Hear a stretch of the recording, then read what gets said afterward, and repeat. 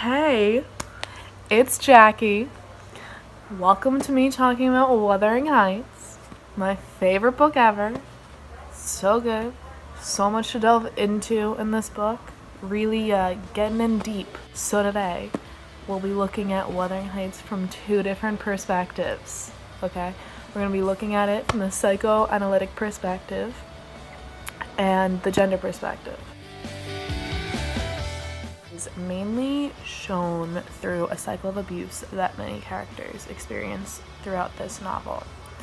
The main character in that cycle being Heathcliff, who experiences abuse as a child and turns the anger and frustration that he feels when he has that abuse, he turns that into resentment and anger towards other characters, and he tries to get like revenge and stuff like that on other characters, which then just causes the cycle to continue because then he abuses them. They start to get stuck in that cycle. So the cycle with Heathcliff started when he was a child and he was brought into the family. He was immediately different than them, didn't really seem to belong. He was a dark-skinned gypsy orphan boy who was brought into a rich white family. He physically, didn't really belong there. So he immediately, just based on physical characteristics, then didn't belong with the family, or it didn't seem like he would belong with the family. And then that continued to grow with his relationships with other members of the family, mainly with the two other children, Hindley and Catherine, who both started to resent him when he came in because Mr. Earnshaw started to like him and was like, oh, this is our son, let's treat him right, you know?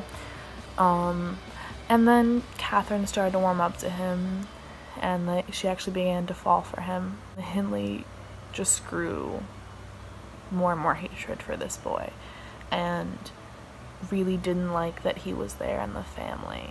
He didn't like that he was taking up his role as a young boy.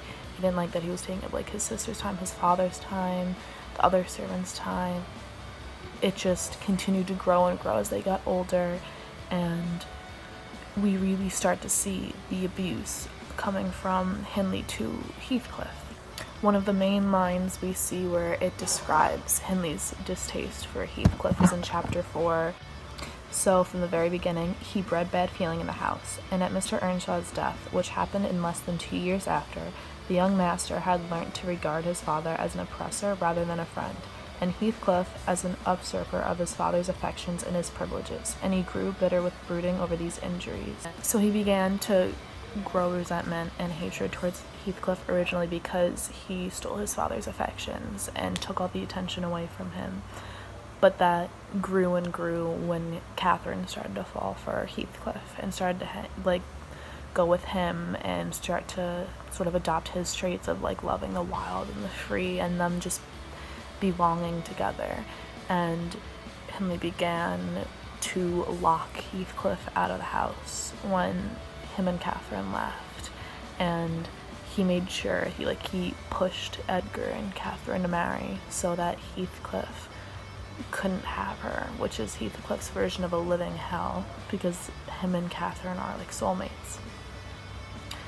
So he did everything in his power to try to make Heathcliff's life a living hell and try to keep the power over Heathcliff to be no, I'm better than you.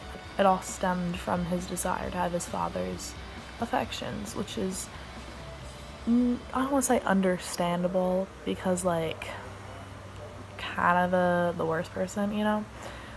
But when you don't have that love as a child, it can damage you as a person.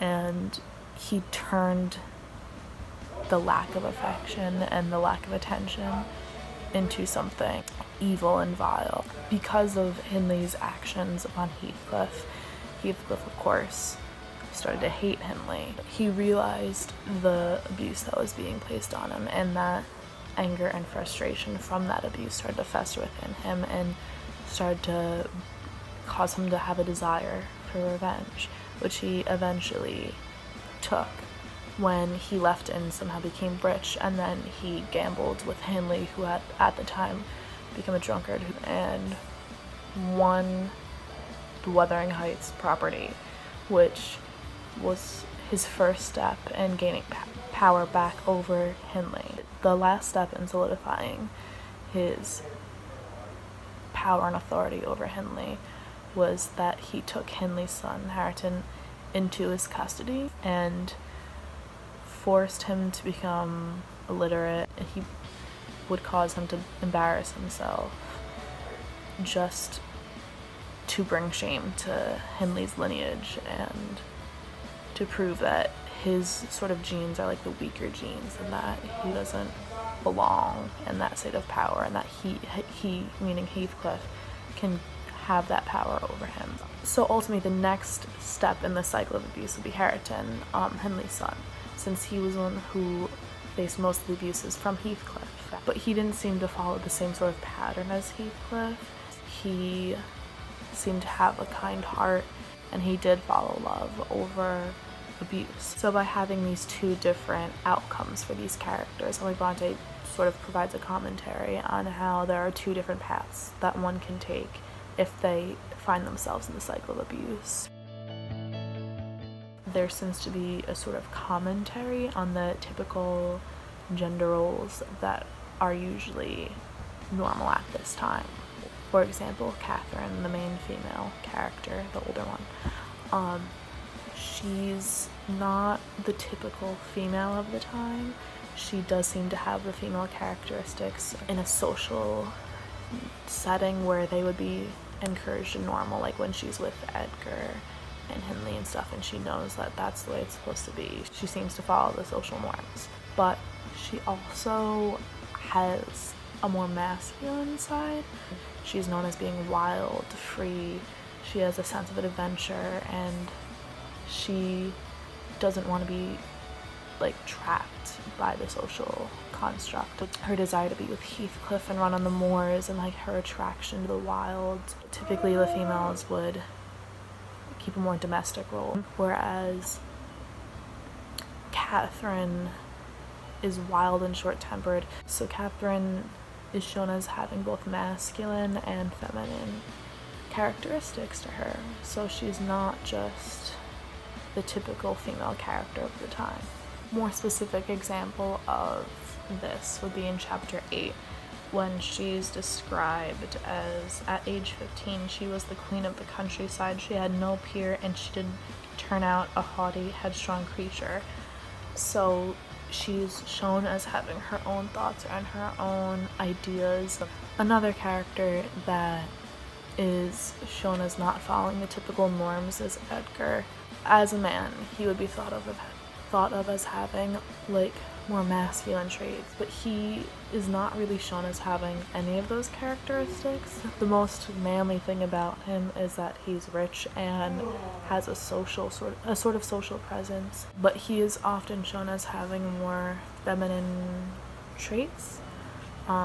He's much more submissive than Catherine. He walks around eggshells with her. So by having these different characters not being the typical people that they're meant to be, Bronte sort of making a commentary on the typical roles of male and females at the time.